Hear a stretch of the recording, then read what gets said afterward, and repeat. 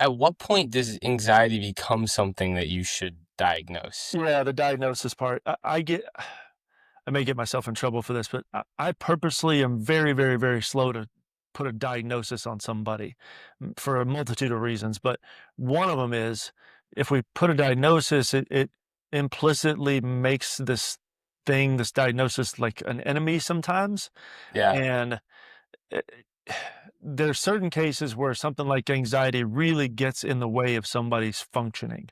Like they can't focus in class, or they can't talk to people at work. Like they can't have enough just clear silence in their brain to get crap done that they have to get done. Like you can't just fail out of school or get fired from your job because the anxiety won't quit. You got to actually address it.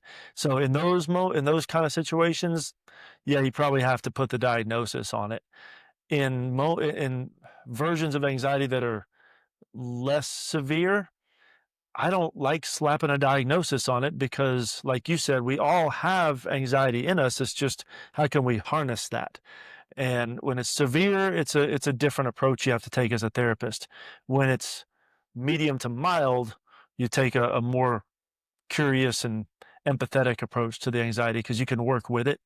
But Yeah. yeah, the diagnosis piece there, it's starting to change, thankfully, in the therapy world where people are a little more slow to diagnose and look through the lens of like, okay, these uncomfortable symptoms, they're not necessarily bad. They're uncomfortable, they're Mhm. unpleasant, but they're not necessarily something we just need to slap a pill on and move on. Right. Yeah. Because again, I don't have your job, so I'm not in a position to really have strong opinions on the issue. But uh, from what I've noticed among my peers, a lot of medication, it seems like a short-term solution to a long-term problem, where if you're medicating something and then that has side effects or whatever, and you need more medication or you become reliant upon a medication, that's less effective than if you were to just say, how about you meditate for 10 minutes a day and you reduce your screen time by 2 hours per day, and you hang out with other people instead of being uh, an asocial robot on your phone all day, like, and up till 1 a.m. I don't know. There are just a lot of different causes that I can imagine are really prevalent in this whole anxiety rise. Yeah, and I don't refer any clients to a doctor who is pill happy, pill pushing. Yeah.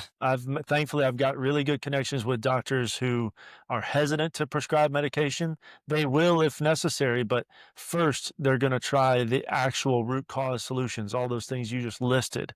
And because if you just slap a pill on it, whether it's anxiety or depression or anything like that in the mental realm, it might give you some relief after a few weeks once it gets into your system, but eventually the med is going to stop being as effective as it was. It's going to wear off, and you're still going to be left with the root issue, and it's going to poke its way through. It's kind of like if you're trying to deal with weeds in a garden, if you're just cutting the weeds with your weed eater, it looks great for a while, but then the roots were still in there, so it's going to burst through the soil again.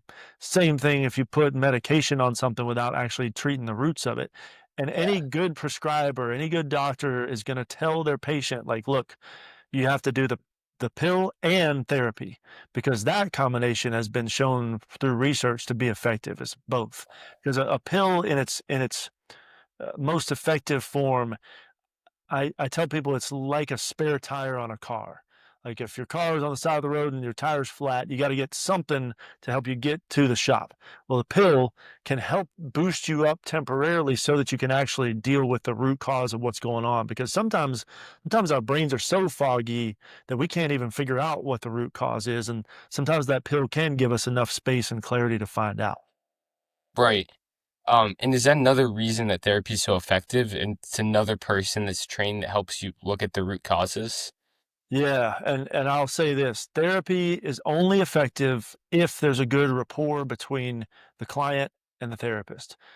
I can have the best skills as a therapist of anybody else, but if I don't have a good just social connection with my client, like if we don't have a good vibe and generally like each other, nothing I do is going to work. So I'm always hesitant to say like everybody should do therapy because it's going to work for everybody. Well, it works for me and it works for most of my clients, but I'm not going to sit here and say like if it doesn't work for you, there's something wrong with you.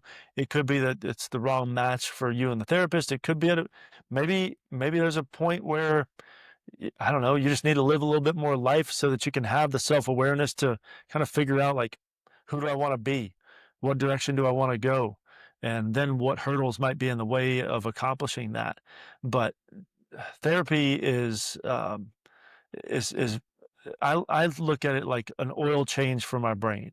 So even if I'm Yeah. not going through something rough in the moment, I still go in once every month or two just to clear out the junk and then to put in some more healthy thoughts and strategies just because I mean life's rough. We can no matter what background somebody comes from, I've never met anybody that disagrees with the statement that life is freaking rough and the world's broken. And so, like, what do we do about it? Like, so therapy can be that place where you go to just empty out the junk that the world keeps throwing at you. I'm 18, I host the Grateful Podcast, and I've made a decision. I'm going to hit 100,000 downloads of my podcast before I leave for college on August 31st. I don't care how crazy it sounds, I'm all in. Every single day, I'll update you on my progress, wins, losses, strategy, doubt, everything. Let's see how far this goes. Follow along if you want to see me pull it off or burn out in the process.